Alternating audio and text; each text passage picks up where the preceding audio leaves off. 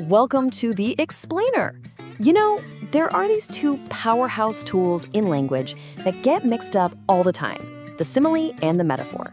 They both make comparisons, sure, but the way they do it, it creates a completely different feel. So let's just jump right in with the big question, right? What is the actual difference here? I mean, on the surface, they look so similar.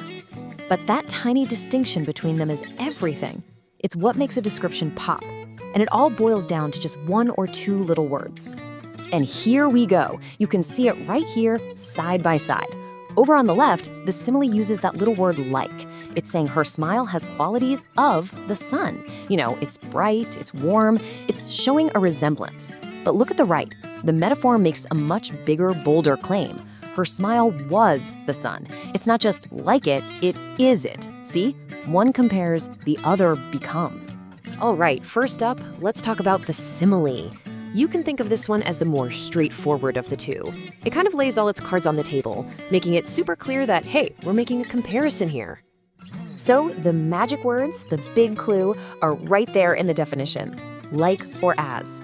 That's the key. A simile is never going to claim that one thing is another. Nope. It just puts two things next to each other and says, hey, see how this is kind of similar to that?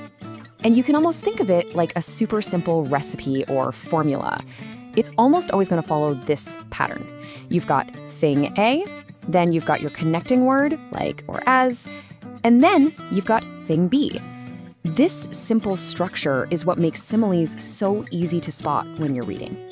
And here's a classic example from the poet Robert Burns.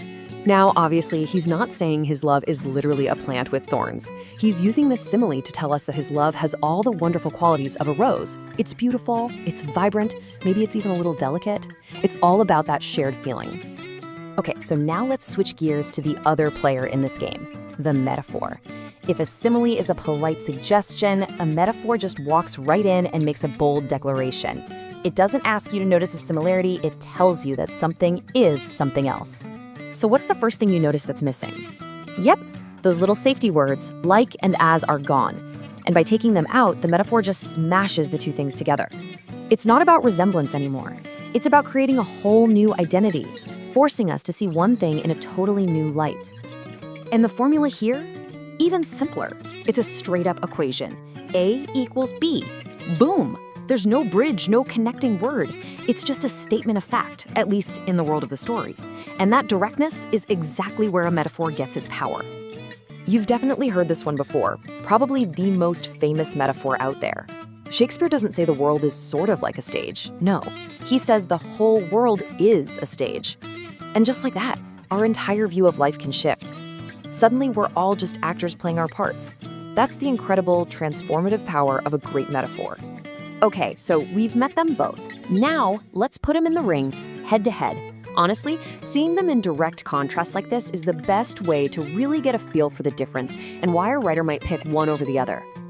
This table really lays it all out, doesn't it? The simile uses like or as, and its impact is often a bit gentler, more explanatory.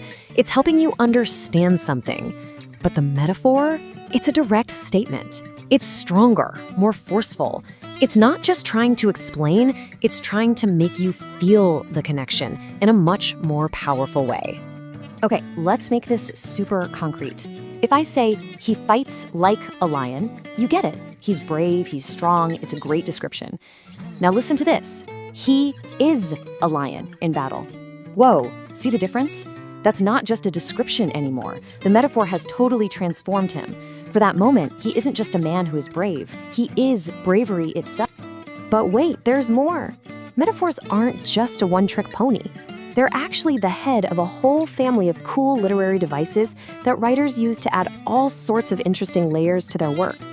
Yeah, look at this list. You've got everything from metaphors that stretch across an entire poem, to implied ones you have to figure out yourself, and even so-called dead metaphors, like calling part of a table a leg. We use that one so often we don't even think of it as a comparison anymore. We're just going to touch on a couple of the really common ones. Personification is one you see everywhere. It's basically when we give human traits to non-human things. Like saying, the wind whispered secrets. The wind can't actually whisper, right? But saying that gives it an intention, a personality. It makes the world feel so much more alive and, well, personal. And metonymy, this one's a really clever little shortcut. Instead of saying the full long thing, you just use something closely associated with it. Like saying the crown decided instead of the king or queen decided. It's faster, yeah, but it also just sounds more grand, doesn't it? It uses a symbol to carry all that weight. So you might be thinking, okay, this is cool, but why does it really matter? Well, it's because these aren't just fancy terms for English class. They are powerful tools.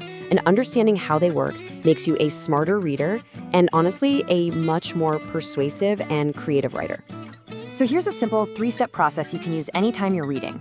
First, be a detective. Look for those clue words, like or as for a simile, or a weird equation like his words were knives for a metaphor. Then ask the big question, why? Why that comparison? What feeling does it create?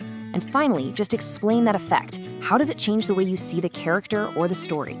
And here's the thing, this isn't just for poets and playwrights. We use metaphors all the time without even realizing it. Think about a phrase like, time is money. That one little metaphor shapes how we think about our entire day. It's a resource to be spent or wasted.